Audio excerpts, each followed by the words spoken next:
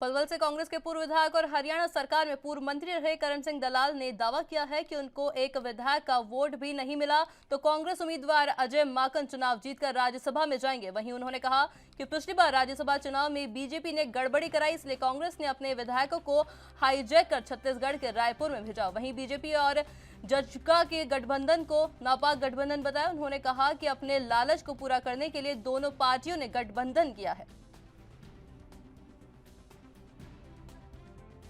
इसके पीछे जो भारतीय जनता पार्टी ने निकाय चुनाव घोषणा के बाद जो प्रदेश के हालात का जायज़ा लिया तो उनको अपनी असलियत आंखों के सामने दिखाई देने लगी और घबरा करके उन्होंने फिर जेजेपी का साथ मांगा है। वरना तो ये तो गठबंधन तोड़ चुके थे और ये गठबंधन नापाक समझौता है जेजेपी और बीजेपी का। आज एक दूसरे की लालच को पूरा करने के लिए ये एक दूसरे का साथ दे रहे हैं। तो हरियाणा में इस तरह की हरकतें भारतीय जनता पार्टी अक्सर करती रहती है, ये कोई नई बात नहीं। कभी किसी के साथ, कभी किसी के साथ। कांग्रेस पार्टी ने जो ये फैसला चुनाव चिन्ह ना लेने का जो किया, उसके पीछे यही मकसद था कि सरकार भाजपा की है और ये बेईमान प्रवृत्ति की पार्टी है, ना इनके कोई असूल हैं, कहते कुछ हैं करते कुछ हैं।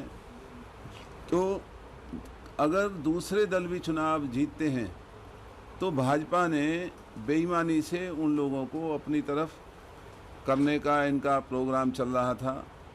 हिमाचल एक ऐसा प्रदेश है जहां निकाय चुनावों में उन्होंने कानून बनाया है कि जिस चुनाव पार्टी के चिन्ह पर निकाय चुनाव कोई भी अगर कैंडिडेट लड़ता है तो अगर वो अपनी पार्टी को छोड़ करके दूसरी पार्टी में जाता है तो उसकी सदस्यता समाप्त हो जाती। तो हरियाणा में ये कानून भारतीय जनता पार्टी क्यों नहीं बनाती? और कांग्रेस का चुनाव ना लड़ने का एक कारण ये भी है कि हम चुनाव चिन्ह के ऊपर अगर निकाय चुनावों में जाते हैं और कानून की तरफ से उनको कोई संरक्षण नहीं है, जो हमारे उम्मीदवारों ने चुनाव को जीतना था, तो संरक्षण ना होने की वजह में भारतीय जनता पार्टी को खरीद फरोख्त का मौका लगता। इसलिए कांग्रेस पार्टी ने ये जो चिन्ह के ऊपर चुनाव न लड़ने का फैसला किया।